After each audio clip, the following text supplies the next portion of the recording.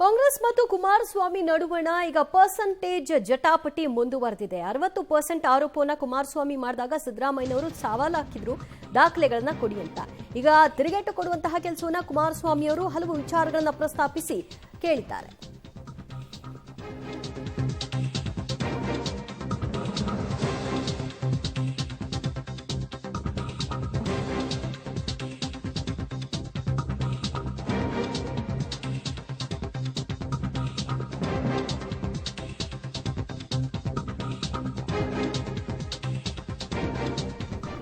ಕಾಂಗ್ರೆಸ್ ಮತ್ತು ಕುಮಾರಸ್ವಾಮಿ ಮಧ್ಯೆ ಪರ್ಸೆಂಟೇಜ್ ಜಟಾಪಟಿ ಈಗ ತಾರಕಕ್ಕೇರ್ತಾ ಇದೆ. 60% ಕಮಿಷನ್ ಆರೋಪವನ್ನ ಸಿಡಿಸಿದ್ರು ಕೇಂದ್ರ ಮಂತ್ರಿ ಕುಮಾರಸ್ವಾಮಿ ಅವರು.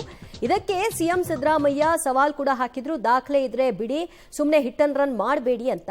ಸರ್ಕಾರದ ಸುಲಿಗೆಗೆ ಸಾಕ್ಷ್ಯ ಸಾಲದೆ ಮುಖ್ಯಮಂತ್ರಿಗಳೇ ಅಂತ ಒಂದಷ್ಟು ಬಿಲ್ ಬಾಕಿ ಇರೋ ಪಟ್ಟಿಯನ್ನ ಬಿಡುಗಡೆ ಮಾಡೋ ಮೂಲಕ ಇದಕ್ಕಿಂತ ಏನ್ ಬೇಕು ಅಂತ ಕೇಳಿದ್ದಾರೆ ಕುಮಾರಸ್ವಾಮಿ ಅವರು. ಗುತ್ತಿಗೆದಾರರ ಬಿಲ್ ಬಾಕಿ ಇದೆ. ಒಟ್ಟು ಬಾಕಿ ಹಣ 32,000 ಕೋಟಿಯಷ್ಟು.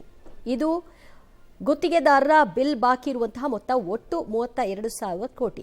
ಯಾರ್ಯಾರಿಗೆ ಎಷ್ಟೆಷ್ಟು ಅಂದ್ರೆ ಜಲಸಂಪನ್ಮೂಲಕ್ಕೆ ಬಾಕಿ 14,600 ಕೋಟಿಯಷ್ಟು. ಇನ್ನು ಪಿಡಬ್ಲ್ಯೂಡಿ ಬಾಕಿ 10,000 ಕೋಟಿ, ಗ್ರಾಮೀಣಾಭಿವೃದ್ಧಿ ಬಾಕಿ 3,100 ಕೋಟಿ, ಸಣ್ಣ ನೀರಾವರಿ ಬಾಕಿ 2,800 ಕೋಟಿ, ಇತರೆ ಇಲಾಖೆಗಳ ಬಾಕಿ ಒಟ್ಟು 1,500 ಕೋಟಿ. ಈಗ ಈ ಬಾಕಿ ಮೊತ್ತ ಯಾಕೆ ಉಳ್ಕೊಂಡಿದೆ ಹೇಳಿ, ಹಾಗಾದ್ರೆ ನಿಮ್ಮ ಪರ್ಸೆಂಟೇಜ್ನ ದಾಹದಿಂದಾಗಿ ಅಲ್ವಾ ಅಂತ ಪ್ರಶ್ನೆ ಮಾಡುವಂತಹ ಕೆಲಸವನ್ನ ಕೇಂದ್ರ ಮಂತ್ರಿ ಕುಮಾರಸ್ವಾಮಿ ಅವರು ಮಾಡಿದ್ದಾರೆ. ಜಲಸಂಪನ್ಮೂಲ ಬಾಕಿ ಮತ್ತು ಪಿಡಬ್ಲ್ಯೂಡಿ, ಗ್ರಾಮೀಣಾಭಿವೃದ್ಧಿ, ಸಣ್ಣ ನೀರಾವರಿ ಇಲಾಖೆ ಮತ್ತು ಇತರೆ ಇಲಾಖೆಗಳ ಬಾಕಿ ಲೆಕ್ಕವನ್ನ ಇಲ್ಲಿ ಇಡೋ ಮೂಲಕವಾಗಿ ಒಟ್ಟು 32,000 ಕೋಟಿ ಬಾಕಿ ಯಾಕಿಟ್ಟಿದ್ದೀರಿ ಅಂತ ಕೇಳಿದ್ದಾರೆ. ಗುತ್ತಿಗೆದಾರರ 32,000 ಕೋಟಿಯಷ್ಟು ಬಿಲ್ ಬಾಕಿ. ಇದಕ್ಕೆ ಅವ್ರು ಹೇಳ್ತಾ ಇದ್ದಾರೆ 60% ಹೋಗಿದೆ, ಹಿಂದಿನ ಸರ್ಕಾರವೇ ಪರವಾಗಿರಲಿಲ್ಲ ಅಂತ. ಈ ಬಾಕಿ ಮೇಲೆ ನಿಮ್ಮ ಪರ್ಸೆಂಟೇಜ್ ಕರಿನೆರಳು ಬಿದ್ದಿದೆಯಾ ಇಲ್ವಾ ಹೇಳಿ, ಹಾಗಾದ್ರೆ ನಿಮ್ಮ ಸವಾಲಿಗೆ ನಾನು ಉತ್ತರವನ್ನ ಕೊಟ್ಟಿದ್ದೀನಿ, ನನ್ನ ಈ ಒಂದು ಪಟ್ಟಿಗೆ ನೀವು ಉತ್ತರ ಕೊಡಿ ಅಂತ ಕೇಳಿದ್ದಾರೆ ಕುಮಾರಸ್ವಾಮಿ. ಮತ್ತಷ್ಟು ಮಾಹಿತಿ ಪಡೆಯೋಣ ನಮ್ಮ ಪ್ರತಿನಿಧಿ ಶ್ರೀನಿವಾಸರಿಂದ. ಶ್ರೀನಿವಾಸ್, ಈಗ ಕುಮಾರಸ್ವಾಮಿ ಅವರು ಒಂದಷ್ಟು ಪಟ್ಟಿಯನ್ನ ಕೊಟ್ಟಿದ್ದಾರೆ ಬಿಲ್ ಬಾಕಿ ಇರೋದು. ಈ ಬಿಲ್ ಬಾಕಿಗೂ ಪರ್ಸೆಂಟೇಜ್ಗೂ ಯಾವ ರೀತಿ ತಾಳೆ ಆಗ್ತಿದೆಯಂತೆ? ದಿವ್ಯಾ, ಕುಮಾರಸ್ವಾಮಿ ಅವರು ಹಲವು ಇಲಾಖೆಗಳಲ್ಲಿ ಗುತ್ತಿಗೆದಾರರಿಗೆ ಬಾಕಿಯನ್ನು ಉಳಿಸ್ಕೊಂಡಿದೆ ಸರ್ಕಾರ, ಅದರ ಪಟ್ಟಿಯನ್ನ ರಿಲೀಸ್ ಮಾಡಿದ್ದಾರೆ. ಅಂದ್ರೆ ಈ ಒಂದು ಬಾಕಿ ಹಣವನ್ನು ಇಟ್ಕೊಂಡು ಪರ್ಸೆಂಟೇಜ್ಗೆ ಡಿಮ್ಯಾಂಡ್ ಮಾಡ್ತಿದ್ದಾರೆ ಅನ್ನುವಂತಹ ಆರೋಪ ಕುಮಾರಸ್ವಾಮಿ ಅವರ ಮಾತುಗಳಲ್ಲಿ ಕಂಡು ಬರ್ತಾ ಇದೆ. ಪ್ರಮುಖವಾಗಿ ಆ ಇಲಾಖೆಗಳನ್ನ ಮೆನ್ಷನ್ ಮಾಡಿದ್ವಿ. ಒಟ್ಟಾರೆಯಾಗಿ ಸುಮಾರು 32,000 ಕೋಟಿಗಳಷ್ಟು ಸರ್ಕಾರ ಗುತ್ತಿಗೆದಾರರಿಗೆ ಬಾಕಿನ ಉಳಿಸ್ಕೊಂಡಿದೆ. ಅಂದ್ರೆ ಪರ್ಸೆಂಟೇಜ್ ಕೊಟ್ರೆ ಮಾತ್ರ ಇದನ್ನ ರಿಲೀಸ್ ಮಾಡೋಕೆ ಈ ರೀತಿ ಇಟ್ಕೊಂಡಿರೋದಾ ಅನ್ನುವಂತಹ ಪ್ರಶ್ನೆಯನ್ನ ಕುಮಾರಸ್ವಾಮಿ ಅವರು ಮಾಡ್ತಿರುವಂತದ್ದು. ಮೊನ್ನೆಷ್ಟೇ ಕುಮಾರಸ್ವಾಮಿ ಅವರು ರಾಜ್ಯ ಸರ್ಕಾರದ ಮೇಲೆ 60% ಒಂದು ಆರೋಪವನ್ನ ಮಾಡಿದ್ರು. ಸಿದ್ದರಾಮಯ್ಯನವರ ಹಾದಿಯಾಗಿ ಸಚಿವರೆಲ್ಲರೂ ಕೂಡ ಅದಕ್ಕೆ ದಾಖಲಾತಿ ಏನಿದೆ ಅನ್ನುವಂತಹ ಮಾತುಗಳನ್ನ ಕುಮಾರಸ್ವಾಮಿ ಅವರಿಗೆ ಕೇಳಿದ್ರು. ಅದಕ್ಕೆ ಸಂಬಂಧಪಟ್ಟಂತೆ ನಿನ್ನೆ ಕೂಡ ಟ್ವೀಟ್ ನಲ್ಲಿ ಕುಮಾರಸ್ವಾಮಿ ಅವರು ಕಾಂಗ್ರೆಸ್ನ ಗುತ್ತಿಗೆದಾರರೊಬ್ಬರು ಏನು ಸರ್ಕಾರದಲ್ಲಿ ನಡೀತಾ ಇರುವಂತಹ ಪರ್ಸೆಂಟೇಜ್ ನ ಮಾತುಗಳನ್ನ ಏನಾಡಿದ್ರು ಅದನ್ನ ಟ್ವೀಟ್ ಮಾಡಿ ಏನು ಸರ್ಕಾರಕ್ಕೆ ಟಾಂಗನ್ನ ಕೊಟ್ಟಿದ್ರು. ಮತ್ತೆ ಗುತ್ತಿಗೆದಾರರೊಬ್ಬರು ರಾಜ್ಯಪಾಲರು ಮತ್ತೆ ಸಿಎಂ ಸಿದ್ದರಾಮಯ್ಯನವರಿಗೆ ದಯಾಮರಣಕ್ಕೆ ಏನು ಅರ್ಜಿ ಹಾಕಿದ್ರು ಅದನ್ನ ಮೆನ್ಷನ್ ಮಾಡುವ ಮೂಲಕ ಸಿದ್ದರಾಮಯ್ಯನವರಿಗೆ ತಿರುಗೇಟನ್ನ ಕೊಟ್ಟಿದ್ರು.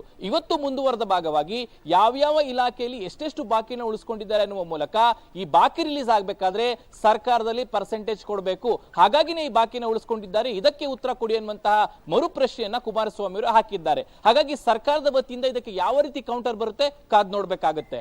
ದಿವ್ಯಾ, ಥ್ಯಾಂಕ್ ಯು ಶ್ರೀನಿವಾಸ್ ನಿಮ್ಮೆಲ್ಲ ಮಾಹಿತಿಗೆ. ಪ್ರತಿಯೊಂದರಲ್ಲೂ ಫಿಕ್ಸ್ ಆಗೋಗಿದೆಯಲ್ಲ, ಅವರ ಪಕ್ಷದ ಗುತ್ತಿಗೆದಾರರೇ, ಅವ್ರ ಪಕ್ಷದ ಕಾರ್ಯಕರ್ತರೆ 60% ದಾಟಿದೆ. ಅವರೇ ಎಷ್ಟೋ ಪರವಾಗಿರ್ಲಿಲ್ಲ ಅಂತೇಳಿ ಹಿಂದಿನ ಸರ್ಕಾರದ ಬಗ್ಗೆ ಕಾಂಗ್ರೆಸ್ನ ಗುತ್ತಿಗೆದಾರರೇ ಸರ್ಟಿಫಿಕೇಟ್ ಕೊಡ್ತಾವ್ರೆ. ಹಿಂದೆ ಅವನ ಪಿಡಿಒ ಗಿಡಿಒ ತಗೊಳ್ಳೋನು. ಈಗ ವಿಧಾನಸೌಧದಲ್ಲೇ ಶುರು ಆಗೋಯ್ತು. ಈಗ ಹೌದಾ, ಇದೆಲ್ಲ ಮಾತಾಡೋಣ, ಅವರ ಭಂಡಾರದಲ್ಲಿ ಏನೇನಿದೆ ಅಂತ ಮಾತಾಡೋಣ, ಈಗ ಬೇಡ ಅದೆಲ್ಲ. ನೋಡಿ, ಕುಮಾರಸ್ವಾಮಿ ಅವರಿಗೆ ಬಹುಶಃ ಕರ್ನಾಟಕದಲ್ಲಿ ಒಳ್ಳೆ ಅವಕಾಶ ಸಿಕ್ಕಿದೆ ಈ ದೇಶದಲ್ಲಿ ಸೇವೆ ಮಾಡಲಿಕ್ಕೆ. ಕರ್ನಾಟಕದ ಅಭಿವೃದ್ಧಿಯ ಬಗ್ಗೆ ಅವರ ಚಿಂತನೆಗಳು ಸಲಹೆಗಳನ್ನ ಕೊಡ್ಲಿ ಅಂತೇಳಿ 25ನೇ ಇಸ್ವಿನಲ್ಲಾದ್ರೂ ಅವರಿಗೆ ಒಳ್ಳೆ ಬುದ್ಧಿಯನ್ನ ಭಗವಂತ ಕೊಟ್ಟು ರಾಜ್ಯದ ಜನರ ಹಿತದೃಷ್ಟಿಯಿಂದ ಅವರ ಸಲಹೆಗಳು ಮಾರ್ಗದರ್ಶನ ರಾಜ್ಯ ಸರ್ಕಾರಕ್ಕೆ ಇರ್ಲಿ ಅಂತ ಹೇಳಿ ನಾನು ಭಾವಿಸ್ತೀನಿ.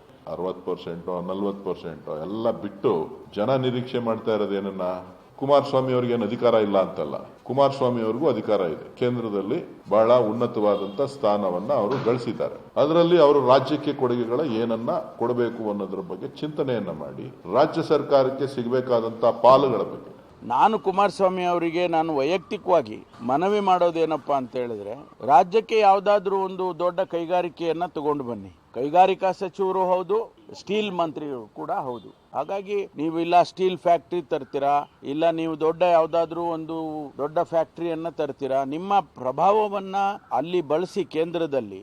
ಅದನ್ನ ನಾನು ವೈಯಕ್ತಿಕವಾಗಿ ಅವರಿಗೆ ಅದ್ರ ಬಗ್ಗೆ ಹೆಚ್ಚು ಗಮನ ಹರಿಸಿದ್ರೆ ಬಹಳ ಒಳ್ಳೇದು. ನನಗೆ ಹಂಗ ಅನ್ಸುತ್ತೆ.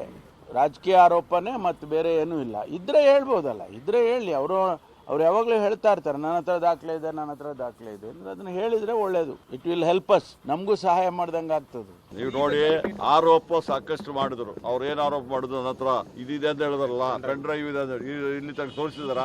ನೀವು ಅದನ್ನ ಕೇಳುದಿಲ್ಲಲ್ಲ ಅವ್ರಿಗೆ. ಈಗ ನೋಡಿ, ಅವ್ರೇನ್ ಹೇಳ್ತಾರೆ, ಅವ್ರು ಬೊಮ್ಮಾಯಿ ಅವರು ಒಂದು ಮಾತು ಕೇಳಿದ್ರು, 40% ಮಾಡಿದಾಗ ಏನಾದ್ರು ಈ ಪ್ರೂಫ್ ಇತ್ತ ಅಂದ್ರೆ.